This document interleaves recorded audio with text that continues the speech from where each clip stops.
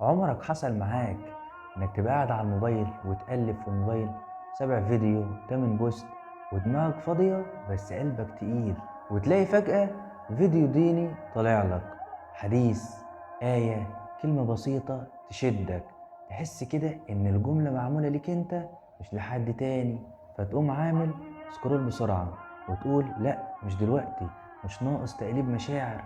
بس الحقيقة السكة اللي هربت منها هي اللي كان فيها الراحة اللي بتدور عليها.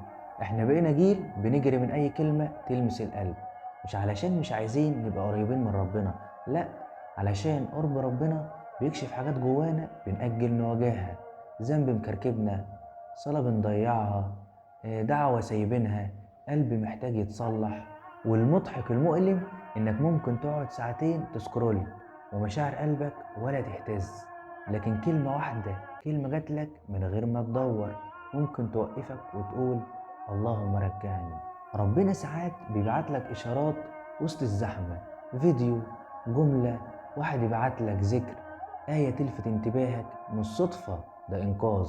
فالمرة الجاية لما يطلع لك محتوى يلمس قلبك بلاش تهرب، يمكن دي وقفتك مع ربنا، الوقفة اللي هتغير يومك أو حياتك كلها. ما تنساش تصلي على النبي. سلام.